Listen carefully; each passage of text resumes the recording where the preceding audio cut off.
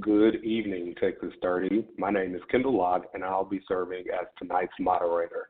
Thank you for joining our live, interactive Tele-Town Hall event.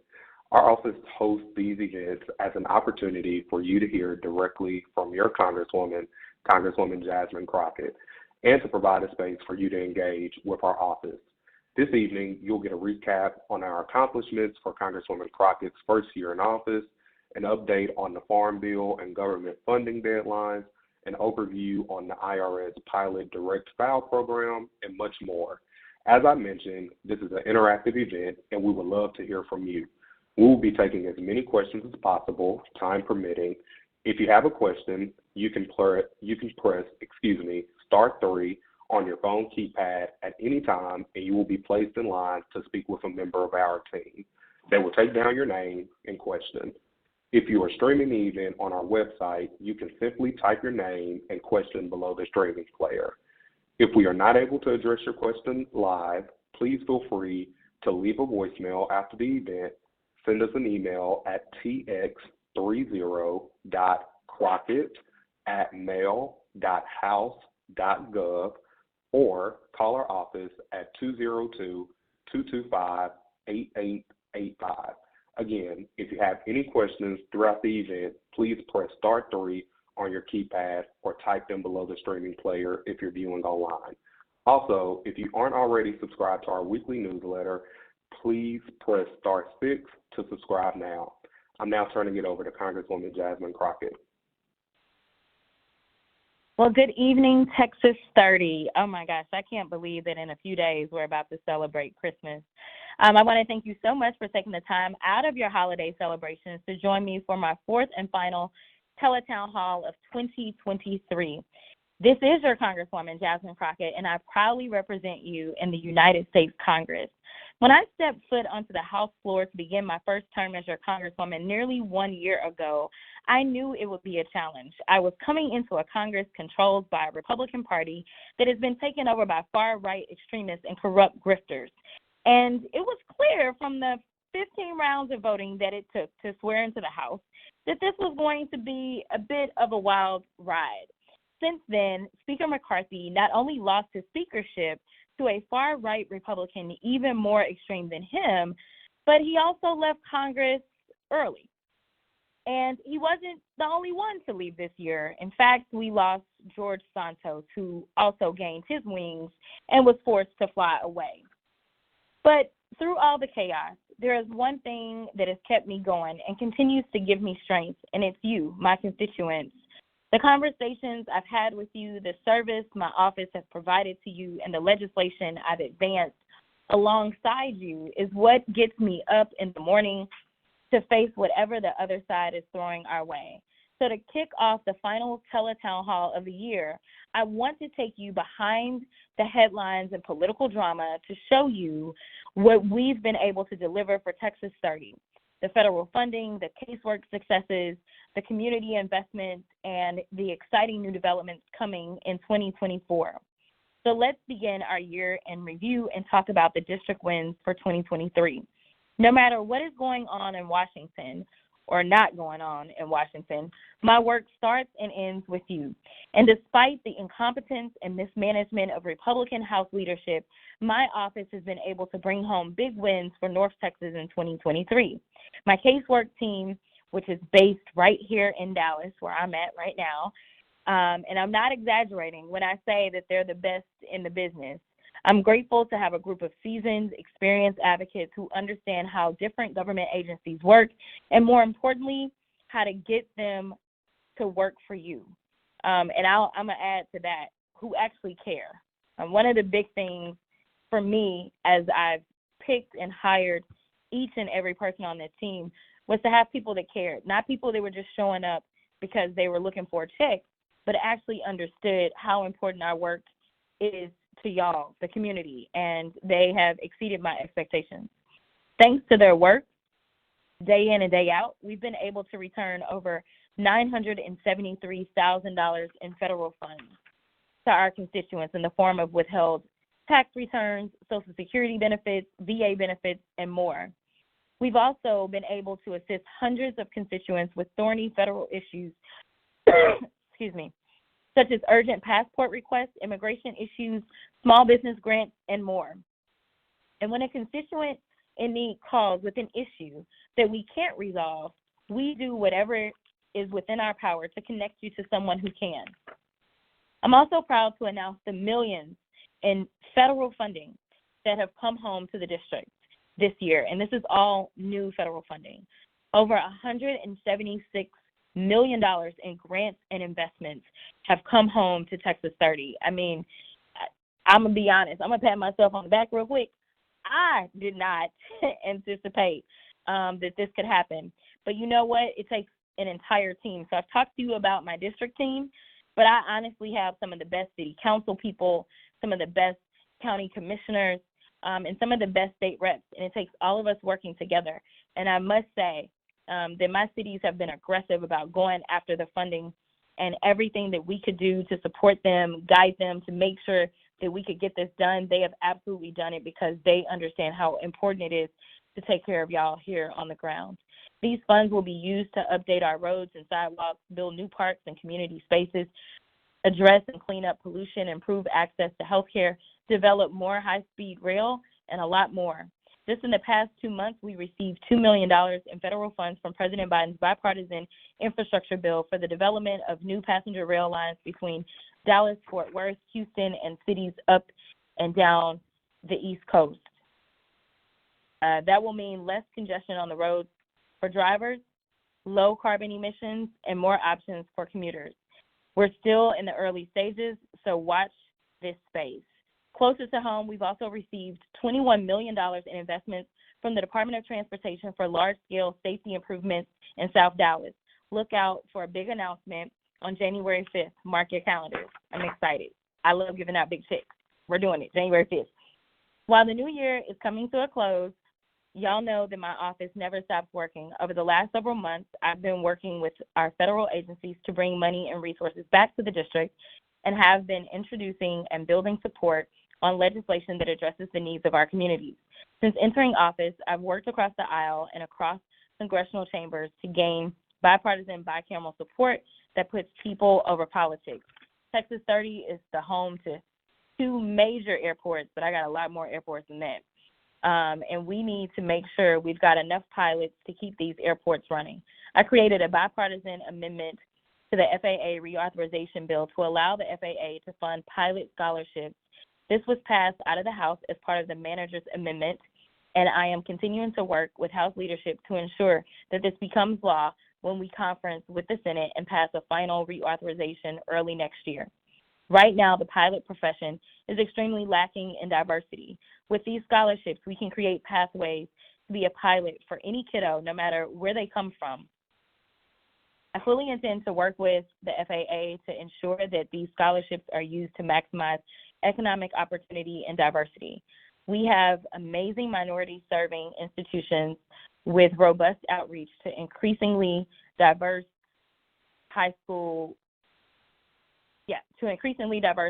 kiddos, and we need to make sure our tax dollars go to support them.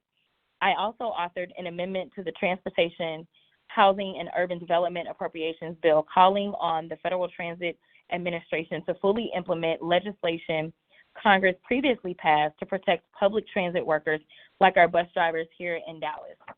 We've all seen the horrible news of the attacks on our public transit workers in Texas, and this amendment will ensure the Federal Transit Administration takes steps to prioritize their safety. The House is going to vote on it once the bill comes to the floor, and y'all know I'm working hard to make sure it passes. The moment I joined the Agriculture Committee, I also focused in on using this role to combat climate change. I have led the charge to fully incorporate sustainable aviation fuels into energy programs in the Farm Bill with both the Farm to Fuselage Act as well as the Farm to Fly Act. Using sustainable aviation fuel allows us to substantially reduce carbon footprint of air travel while also supporting Texas farmers.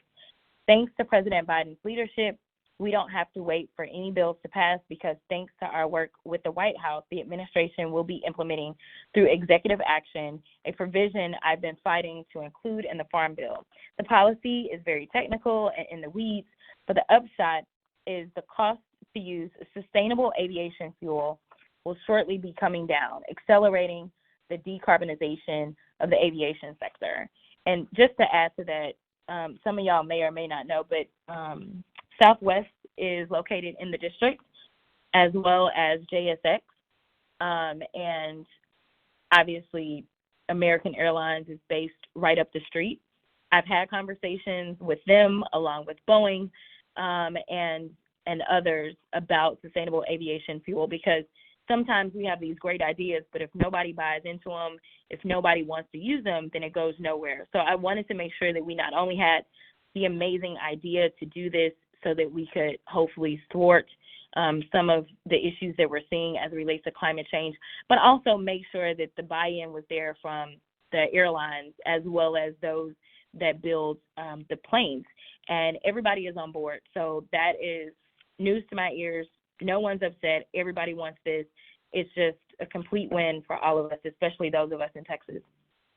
As your Congresswoman, I am committed to using every tool at my disposal to combat the climate crisis. I also introduced an amendment which passed on the Ag Committee for the cryptocurrency regulatory bill coming to the floor next year. My amendment strengthens the enforcement authority of crypto regulators, increases market transparency, and enhances consumer protections.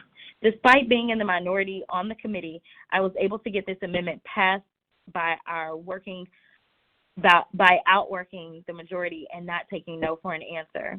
I submitted more amendments on that bill than any other member on the Ag Committee and had my team and the committee's teamwork late into the night to find language that could pass. As your Congresswoman, I want each and every one of you to know that I'm always looking out for your financial well-being.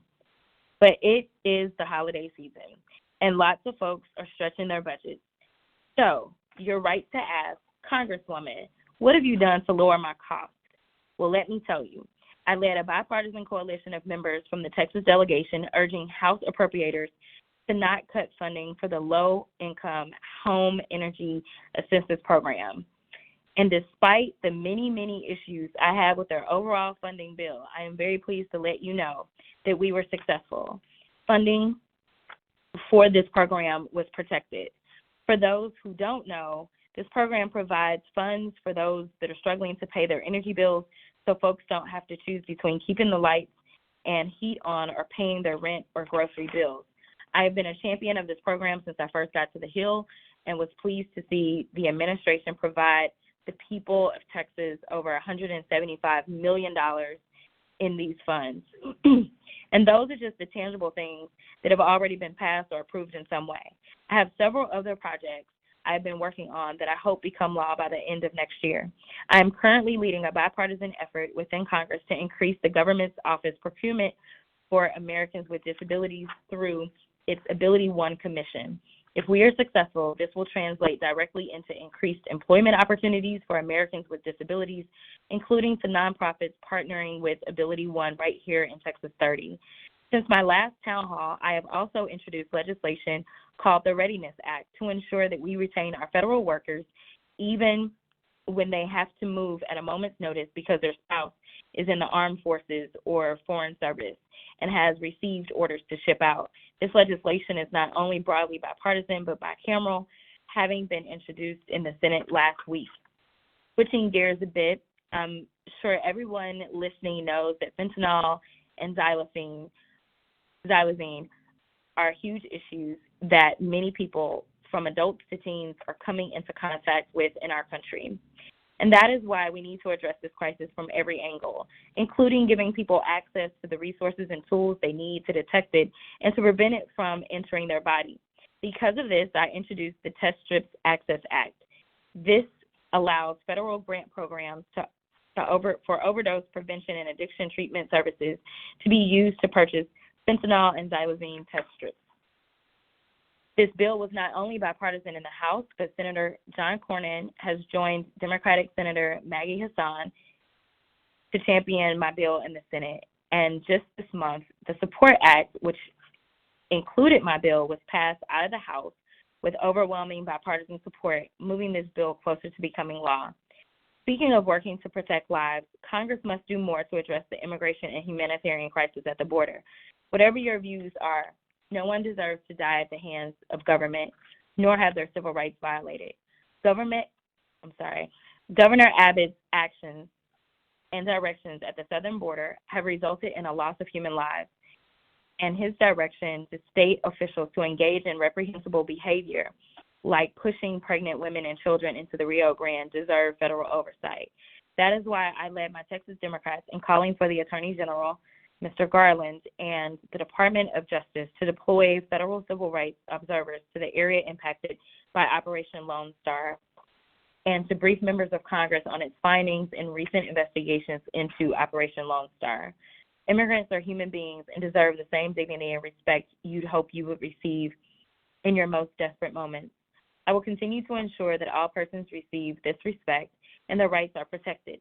Now, it wouldn't be a town hall without mentioning the Oversight Committee. So we're going to go there. But I do want to add about immigration. I have heard, Texas is used to immigration and migrants, for sure, as a border state. But as I've listened to leaders throughout the country talk about the strain that they've experienced on their city budgets, and I've listened to constituents, not necessarily here. We've not had an issue because, again, we're built a little different as a border state, and so our city has not, been having the same issue, or our cities, I should say, have not been having some of the issues that we're seeing that are taking place in other parts of this country. But I will tell you that as we've talked about the migrant crisis, the one thing that is missing from the conversation that I am pushing for behind the scenes is for the business communities to stand up and share their real thoughts, because they're coming and talking to us. We don't have a shortage of jobs. We have a shortage of people to work the jobs right now. And as we're talking about things like Social Security and how we're going to make sure that it's funded, one opportunity that we have is to make sure that we're putting people to work. And so, this gets really deep when we start talking about foreign affairs and why it is that people are feeling like they need to flee their countries, whether they are seeking asylum because of political violence or just violence in general that has taken place, war-torn countries, or whatever the situation may be. It's important that we always go back to our moral compass, which is that the United States is a country of immigrants. And that means that we've done immigration for a long time. Now, whether or not we've done it right or wrong is always up for debate, and I will be the first to admit that there's a lot that we need to change. But just like most any other problem that we have, it's not as simple as throw a wall up. Because number one, we have some fencing. It doesn't do very much of anything. Number two, when people are so desperate that they're risking their lives, they will find a way. Whether it's scaling it or whether it's digging a tunnel, they will find a way to make their way through and into the land of opportunity. But we have to make sure that we are smart about how we do this, meaning that we're taking in people that are really seeking asylum because they really do have issues that are life or death where they're coming from. And number two, making sure that we can process those people. And number three, that when we process them, we give them exactly what they were looking for. We give them working opportunities, and therefore we have increased our tax base, and we're also not seeing the cities that are complaining about the drain on their funds, because these people aren't looking for a handout. They're actually looking to work. So I just wanted to add that. But back to oversight. Y'all know that the Oversight Committee, under the leadership of Chairman Comer, has lacked the level of substance you'd hope a congressional committee deserves. But don't doubt that I'm not putting in the work to set this government straight. As a member of the Oversight Committee on Government Operations and Federal Workforce, I have made it my mission to protect our federal employees and ensure they have the resources they need to do their job and serve the American people. As many of you know, this past summer, one of Texas 30's own federal employees with the U.S. Postal Service, Mr. Eugene Gates, lost his life while delivering mail. The autopsy determined his death was related to exposure to the extreme heat that we were experiencing in North Texas. I have sent letters to Postmaster DeJoy, demanding actions be taken to prevent the needless loss of life due to poor working conditions. And just this week, the Postal Service wrote back to me stating that, quote, a significant percentage of new vehicles is expected to be deployed in Texas, including vehicles with air conditioning. However, that is not enough. That's just a start, because it is my job to ensure the federal government adequately protects its federal employees, both in district and others. I, alongside ranking member of the Oversight Committee, Jamie Raskin, and other oversight Democrats, led a letter demanding that Chairman Comer hold a hearing on unsafe working conditions for those working at the Postal Service. I'm ready to put in the work and stick up for all of my constituents, and I hope my colleagues on the other side of the aisle do the right thing and conduct this hearing. No federal employee serving in the United States should have to die on the job. We must and can do more. In the coming months, I will be introducing more bills addressing the issues you, my constituents, care about most, because when you speak, I listen. I encourage y'all to sign up for my weekly newsletter at tx30.us/newsletter to be the first to hear about my new legislation. I'm going to read it one more time. It's tx30.us/newsletter.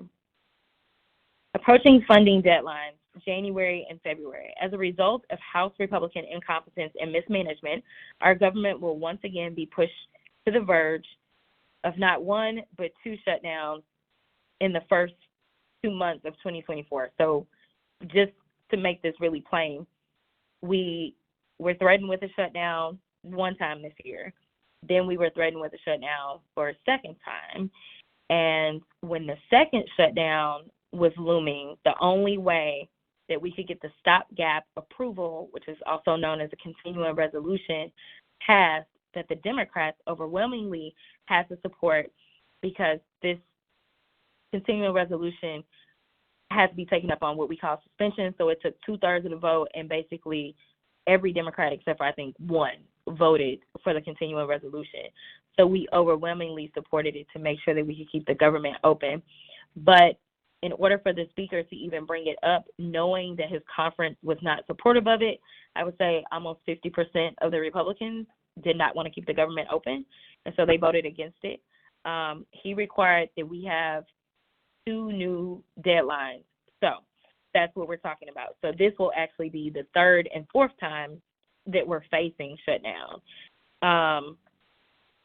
So he decided that he was going to break up the funding into 2 separate votes, because he thinks he can get his fellow Republicans to agree to more disastrous cuts that way, and he hopes you won't notice. We can also expect a vote on a supplemental funding package to support our allies abroad, including funding for Ukraine to fight back against Russia's invasion, as well as that package includes money to support those cities that are struggling with the migrant crisis, as well as support for the Palestinian people, as well as support for Israel. So I do want to make that clear, as well as support for Taiwan. There are a lot of details to be worked out and not a lot of time to do it due to the Republicans kicking the can down the road for months. The Senate is still negotiating the details of this funding proposal, but I am concerned about reports of Republicans pushing for right-wing extremist immigration policies in exchange for aid to Taiwan, Ukraine, and the humanitarian crisis that we see in the Middle East. There are 2 separate issues that deserve their own legislation and their own votes. Trying to tie them together makes it impossible for lawmakers to vote on these policies on their own merits and could leave our immigration system more broken than it is now. We are running out of time to help Ukraine stop Vladimir Putin, and if we don't get to them and aid them quickly, Russia may next seek to expand this war into NATO countries like Poland. Additionally, recent reports show that Chinese President Xi Jinping intends to use his power to take over Taiwan. So just to back up really quickly about why it matters it matters that Putin doesn't get time to do what he's trying to do. But also, I need people to understand that this is about spending a certain amount of money now or spending more money later as well as potentially human capital, United States citizens' human capital. If Putin decides to go into a NATO country, that means our brothers, our sisters, our cousins, our husbands, our wives may end up in war themselves. So the Ukrainian people have shown a level of guts that I don't think really anybody contemplated, especially Putin. And they are fighting for their own self-determination. They're not begging for other troops to come in. They are doing their own training. They're a small country, which is why Putin decided to go after them. But if he is able to consolidate power, then he will go after someone that is a NATO country, which means that now we are fully engaged in war. And so I just wanted to make sure that I put that out there. I personally visited the Southeast Asia region to understand these issues with allies and develop and strengthen United States trade partners. And let me tell you, they are very concerned about Chinese attacks. And not only are they concerned about Chinese attacks, I did a naval flyover in the South China Sea. And so I don't know what all I'm allowed to say, but I will say this. The aggression from China was visible as they have commandeered land that doesn't belong to them. And in commandeering that land that doesn't belong to them, they have set up military bases. And why this matters and what this does, besides the fact that they're in violation of international law, is our waterways, whether it's the South China Sea or if we're talking about the Red Sea or anytime we talk about water. This is how we get a lot of our goods, whoever we are. Obviously, we have water in the United States on both sides of us. And so we have goods that come across via water, obviously across via plane, then, goods go into trucks and trains. But if you want to cut off, and one reason I'm so passionate about the Agriculture Committee, and one of the things that we say on committee is that food security is a matter of national security. Another place that I visited twice since I've been in is Qatar. And most of you have heard about them recently because they've been the negotiators as it relates to everything that's taking place in the Middle East. But they were cut off from their food in 2017. And if you aren't able to produce your own food and you're relying on somebody else and someone else is able to cut off your food supply, that puts you at risk. So there is a lot that I do on agriculture that actually goes into national security issues, such as the fact that I share all the time when I get a chance to talk about it, is the fact that the fertilizer that we use to grow our food, that most people use to grow food, contains nitrates. Those nitrates are actually, the vast majority of our nitrates are sourced out of Russia, which is a whole problem. So as I have traveled to various countries, we've engaged in the conversations around me trying to seek ways to diversify our supply chains in a lot of different ways, because we saw in the midst of COVID that we don't need to really just be so reliant on goods coming from a specific region of the world. We need to be diverse. That would help in making sure that we don't experience the type of collapse that we saw, even though obviously it was a global pandemic. We need to make sure we're in a better situation. And so one of my really big concerns, though, is the fact that we don't want to be sourcing what we need for our food from Russia. So definitely in lots of talks about things like that as I do travel abroad. I've seen the Chinese military escalations not only in the South China Sea, but actually at the Indian border. It's critical that we help our allies and partners in the Indo-Pacific region against Chinese aggression. So let me be clear, my Democratic colleagues and I are ready and willing to work across the aisle to protect and promote democracy abroad. address the issues you and other constituents care about, fix our broken immigration system, and keep our government open. We can only hope Speaker Johnson and Senate Republicans share this commitment to work with me across the aisle.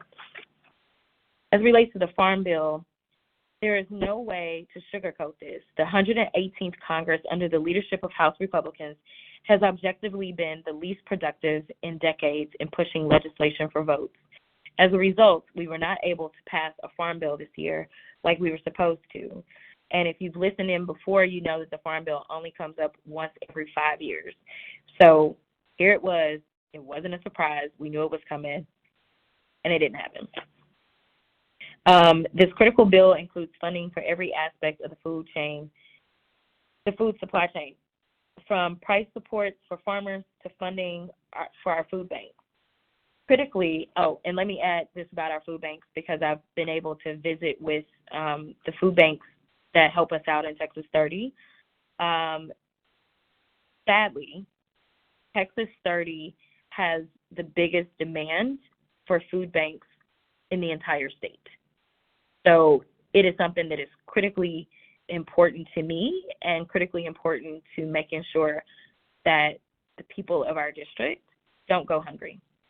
And right now, you know, in having my conversations with the amazing people that run the North Texas Food Bank as well as the Tarrant County Food Bank, they have explained to me that most people that are coming through the food banks are people that have jobs, they go to work every single day.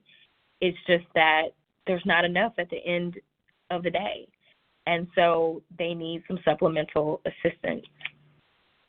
Excuse me. Speaking of supplemental assistance, the Farm Bill also authorizes SNAP food assistance. Fortunately, as long as the government is not shut down, SNAP will go unaffected. But the other critical programs in the Farm Bill that we are about to lose, But the other critical programs in the Farm Bill, we're about to lose their ability to spend money, which is why I have been pushing for a one-year extension of the Farm Bill at full funding levels. I have introduced, so just to make that plain, because I know I read it kind of trash. Basically, while SNAP doesn't have to worry about being discontinued without the Farm Bill having a continuation, SNAP would go on even if we fail to pass the Farm Bill. But as relates to other critical programs, they would lose their funding and their ability to spend money. So I introduced several pieces of legislation aimed at keeping food costs down, addressing food deserts, and combating the climate crisis that I hope to have included in the Farm Bill when we finally take it up next year. So to be clear, we did get the one-year extension. The one-year extension goes until, I believe, November. It was passed in November, and it goes a year from that date. So I think it was sometime in November. I don't recall if it's before or after elections, which may or may not have a consequence, but we'll see. Outside of supporting and drafting smart legislation that puts North Texas first, I'm also looking forward to spending the next few weeks in Dallas with the people I'm honored to serve. My district staff and I are hosting events across Texas 30 so we can speak directly to you and hear what you need from us. To talk more about our upcoming events, I'm going to pass it off to my Deputy Chief of Staff, Kendall Locke. Thank you, Congresswoman. Before I get into upcoming events, remember, if you have a question, you can press *3 on your phone keypad at any time, and you'll be placed in line to speak with a member of our team. Although this year is coming to an end, our office already has several events planned for the new year that we'd love for you to join us for. As the Congresswoman briefly mentioned, join us on Friday, January the 5th at 10 a.m. at the Forest Theater in South Dallas as we announce funding from the Department of Transportation in the amount of $21.8 million for much-needed improvements along MLK and Cedar Crest Boulevard.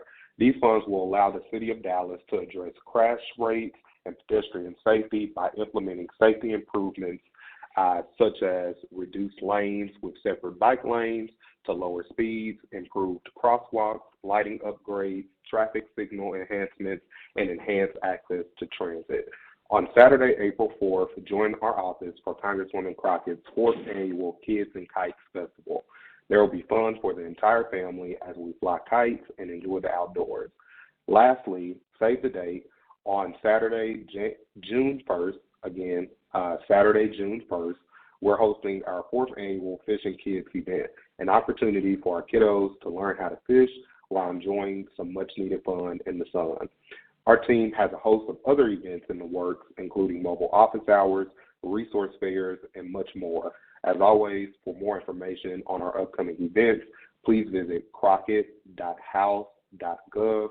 Again, crockett.house.gov, and click the events tab.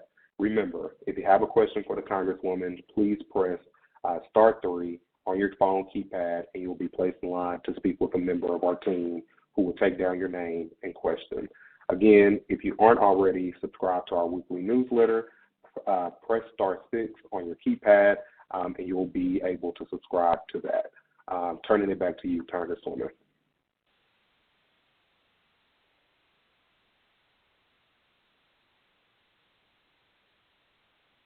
Okay.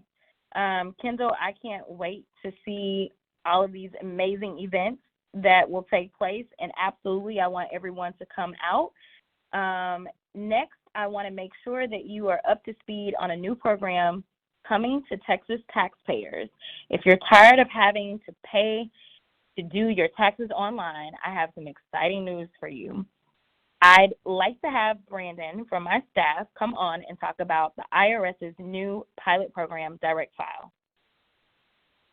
Thank you so much, Congresswoman. As you guys just heard, the IRS is piloting a new service in 2024 that will allow some people to file their taxes directly with the IRS for free.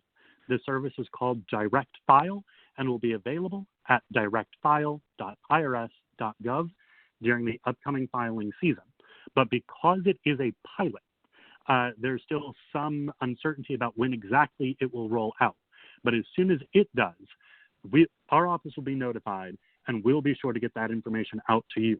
In order to stay in the loop and make sure you know as soon as this exciting new service is available, make sure to dial *6 on your keypad on this call so you can get added to our newsletter. Or if you're listening to this afterwards or driving, you can always, at a later point, go to our website. That's crockett.house.gov and go to Contact and then Newsletter Subscriber. That way you don't miss any updates about when this new program will be available to you. So I'm going to give that contact information again in a moment. First, let's dive more into it. The Direct File service is going to be available in both English and Spanish, works on mobile devices as easily as it does laptops, desktops, and tablets, and includes dedicated customer support directly from the IRS. It is open to people in 12 states, including Texas, and it is going to make figuring out who actually has a free offer, how do I file these taxes, a thing of the past for certain filers in this pilot program. During the 2024 Direct File pilot, the program will support most simple returns and key tax credits, like the Earned Income Tax Credit and the Child Tax Credit. So if you claim either of those, no problem. This form will accept it just fine. But remember, because it is a pilot, it's just in the beginning stages. So right now, it will not include self-employment income, business expenses, itemized deductions, and some other more complex tax situations. That will hopefully be added in the coming years. Right now, or in this filing season, the Direct File service will include a screener tool that will help you quickly confirm whether your tax situation is supported before you start filing, and will connect you to alternative filing options if you're not able to use Direct File this year. More information about the tax situation supported by the Direct File pilot will be made available, again, at that same address, directfile.irs.gov. And again, you'll be kept up to date. as a newsletter subscriber. Since the direct file program is a pilot, it is going to be rolled out in phases. So this is where I'm going to say the information one last time at the end. If you're interested in using direct file, look out for an announcement from the office that'll go to all of our newsletter subscribers. So be sure to dial *6 on this call to become a newsletter subscriber and make sure that you're able to participate in this historic, first of its kind, exciting opportunity for the people of Texas 30 to access free, safe, and easy tax filing services. We are incredibly excited about this announcement and are going to stay in touch with all of our newsletter subscribers to let you know as soon as it is available to all of us in Texas. Thank you so much. I'm going to turn it back over to you, Congresswoman. Thank you so much, Brandon. It's about time that there's finally an option to file your taxes directly with no third party taking a cut of your tax return. While the Biden administration is running this as a pilot program for now, it could very well become a permanent option for taxpayers, which means less of your money going to a middleman and more of your money going to you. Next, I've got a very special guest here from Dallas County Health and Human Services, Dr. Wong. Since it's officially winter and we're deep into cold, flu, and COVID season, even though it does feel good outside, y'all, I've asked him to talk about the current state of public health and how to get vaccinated and stay safe this winter. Dr. Wong?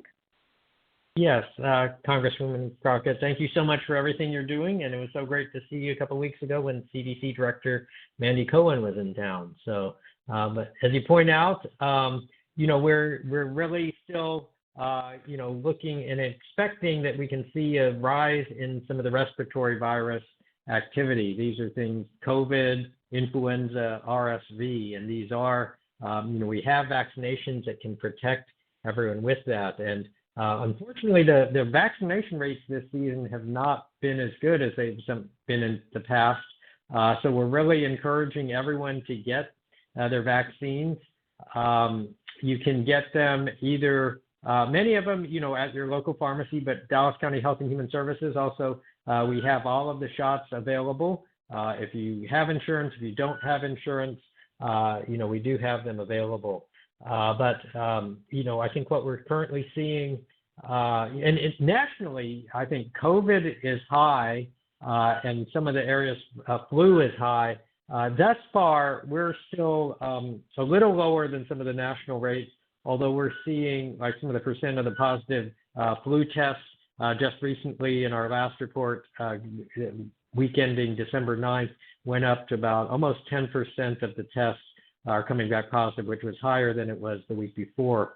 I think what we saw after Thanksgiving was an increase in some of the respiratory numbers. COVID and flu went down a little bit, but now we're starting to see some things go back up. So we really encourage everyone, get those vaccinations now, especially, and I think probably anecdotally, I've been hearing from a lot of people also across the country that have been getting some of the respiratory virus infections. So, really get those vaccines, especially as we're going into Christmas next week and the travel and things. But also still, if you're sick, stay home, wash your hands, don't rub your eyes, nose, and mouth, cough or sneeze into your sleeve.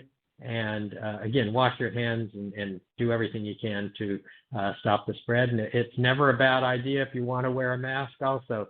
That protects you and also prevents other people from further spread. So, Dr. Wong, I really do appreciate you. Let me just ask you one question about something you didn't cover. How much does it cost if I want to go and get my COVID vaccine? So, if you come to Dallas County Health and Human Services, it is free. And also the pharmacies have programs both for insured and uninsured. Now, if you don't have insurance or are underinsured, it's free and you can go, most of the pharmacies have programs for that also, and we do also, so it wouldn't cost you anything. If you have insurance, they'll will bill your insurance also, but it doesn't cost you anything. Now, let me ask, I heard a rumor at one point in time, y'all were like giving out gift cards or something. That's true. For COVID shots, we have $25 Walmart cards when you come to our sites. Now, we have a lot of pop-up community events, so you can check our website or our social media to see where those are. And if you get your COVID shot, you can get those $25 Walmart gift cards. Now, over the holidays, I think, we're going to be less active for the next few days, but then picking up again next week. Yeah, we do have those available. I appreciate you so much. I have to get to the good part. Thank you so much for all that you do to keep us healthy and keep us safe. I'll just add that I am constantly taking multivitamins, vitamin C.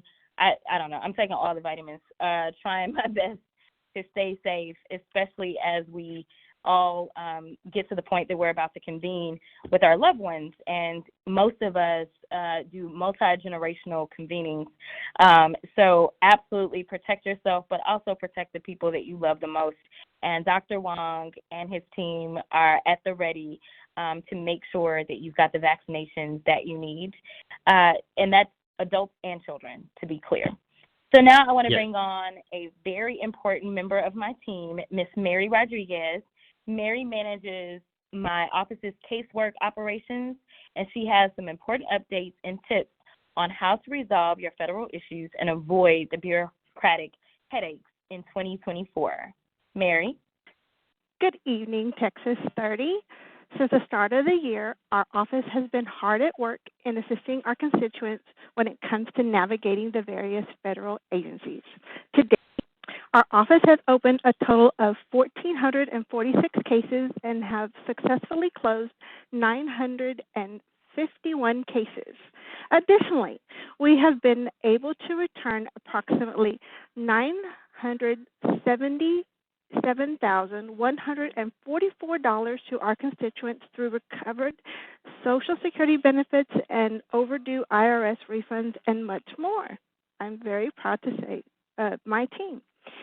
We started the year with a variety of cases from every agency, and while most were successfully completed within our 30 days, we have been faced with more complex cases. Due to the complexity of these cases and the protocol and challenges faced by various agencies, they have proven to be a test of patience and resilience for both our constituents and our team. As we cannot guarantee a favorable outcome to our inquiries and must abide by the agency's decisions. We are happy to report that the passport agency is now back on track and processing times dropping to routine processing times of 2 to 6 weeks and from 7 to 10 weeks, and expedited processing times to 2 to 3 weeks from 3 to 5 weeks as previously in the new year. This fastest they've seen since March of 2020. Now, I'd like to remind you that our office is here to help. If you are in need of our assistance, please visit our website at crockett.house.gov, click on the Service tab, and then click Help with a Federal Agency. Of course, you can always give our district office a call at 214-922-8885. Again, we are here to serve you, and happy holidays.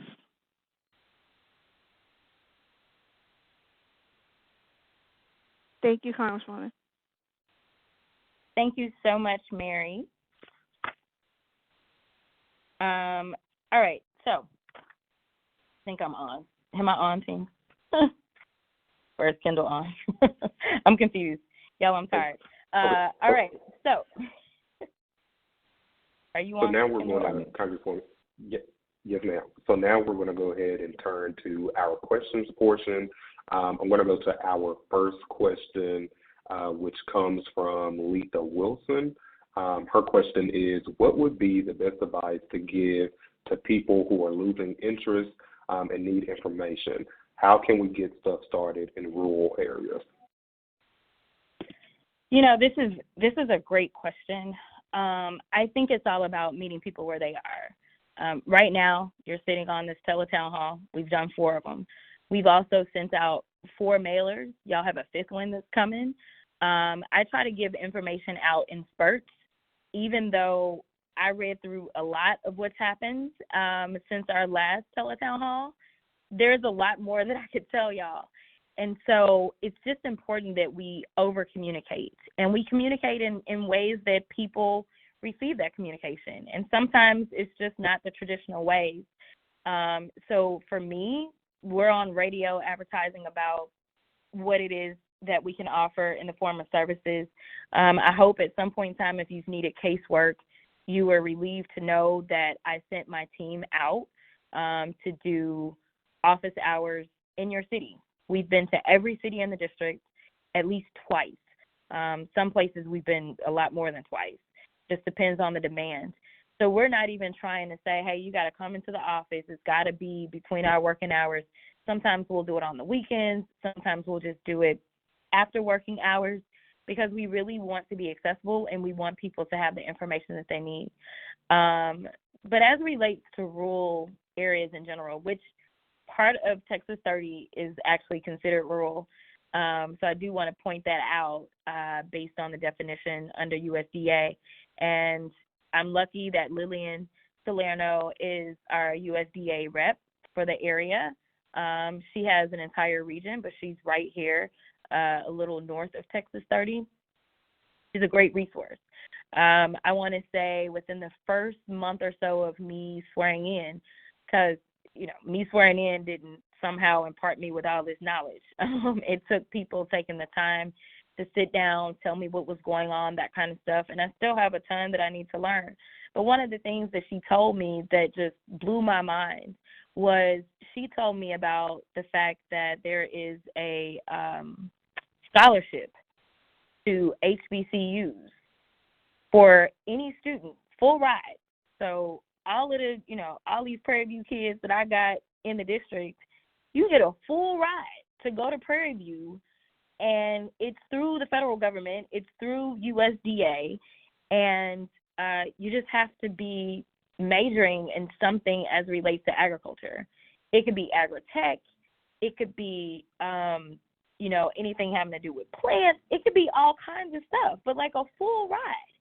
And also, in a very disappointing way, I found out that even though I have more African Americans in my district than any other congressional district in the state of Texas, we had not had one applicant. Very frustrating because I do know how many Prairie View alums we have who are sending their kids and that kind of stuff. And so I'm not really sure of where the disconnect lies at this point, but I am giving y'all that information right now.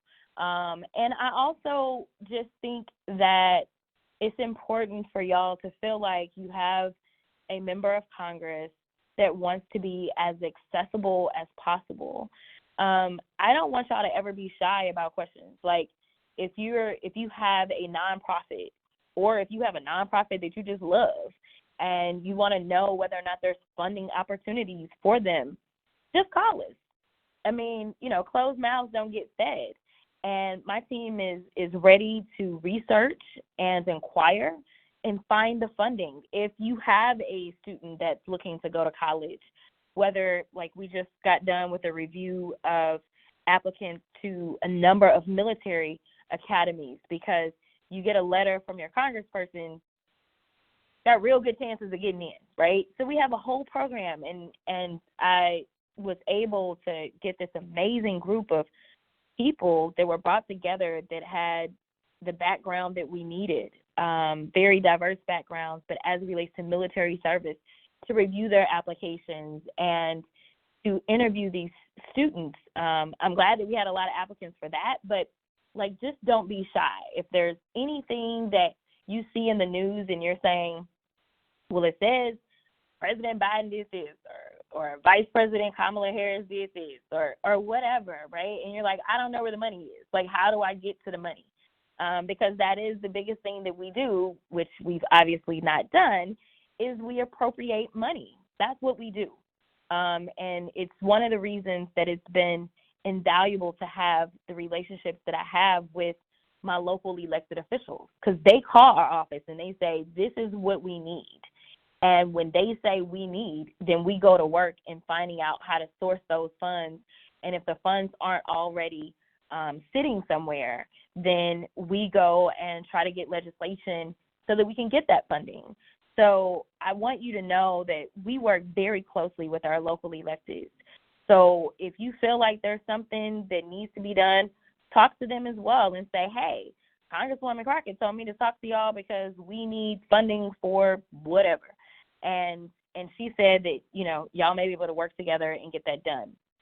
So that's that. As it relates to rural America, just specifically, if we're not talking about kind of the suburban rural America that is located in the district, but like what we usually think of when we think of rural America, one of the things that I'm trying to do as a member of leadership is trying to encourage them to do listening sessions in rural America and to start to have these face-to-face conversations that I just don't think we're having. Because when I look at the numbers, say when it comes to where the hospitals are closing in rural America. Rural Texas is losing hospitals. So you get sick or you get into a wreck, goodness forbid, you've got to be flown somewhere else or you got to drive somewhere else for your treatment because the hospitals are shutting down. And a lot of that has to do with the policies of the Republicans in the state of Texas. You have tax dollars that are being sent up to the federal government. And then you have the state government saying, we will not pull back down on those funds that make sure that even if someone is uninsured, these hospitals can potentially stay afloat because there's funding through various federal programs that they could be getting. And, most people in rural America that are struggling, I'm sure they have no idea that that's why their hospitals are closing down. Along with a lot of other issues, broadband, we saw that there was a really big push from the Republicans talking about how broadband has been expanded, which means more opportunities for jobs, because now potentially working from home is an option for people in rural America, as well as some better access to health care, because then you could potentially participate in telehealth if for some reason you don't have the type of expert in your local town. You may be able to participate via telehealth and get a meeting or an appointment with them. But broadband expansion came in spite of the Republicans in the Infrastructure Act.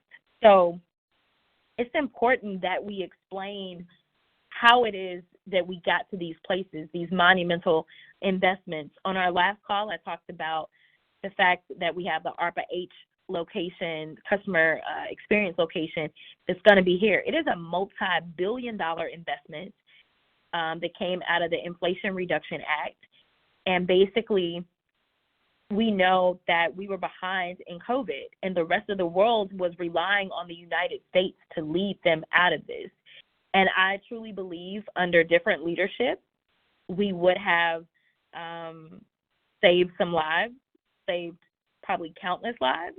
Under different leadership, we had an administration that wanted to defund research, defund science in general, versus an administration that in its first 2 years led the way with this particular proposal and had a House and a Senate that was willing to work. And they did the work. And so we ended up with this ARPA-H location, which there's only 3 that were authorized in the bill for the entire country. And we landed it here in Texas 30. It's multi-billion-dollar investment. Not only does that mean that those that are uninsured, underinsured will have better access because we will have trials that are taking place right here in Dallas, but also it means jobs. This is more jobs, more good paying jobs right here in our district. And the fight that I went through to get it, I don't know that y'all will ever understand, but I believe that we are worth it. I was very nervous because we definitely have some trash state leadership And I didn't know if this administration would think that it made sense to give a state like Texas this type of win. But I appreciate that this administration has continually put people over politics and said, regardless of how trash Abbott is, or the fact that Texas leads in uninsured for the country with over 5 million uninsured people because of the failed leadership under Greg Abbott, I'm still going to throw him a bone and try to take care of his people. The people that keep voting against their interests, but I'm going to still try to take care of them. So absolutely believe that we need to do a listening tour so that we can have these conversations with those in rural America.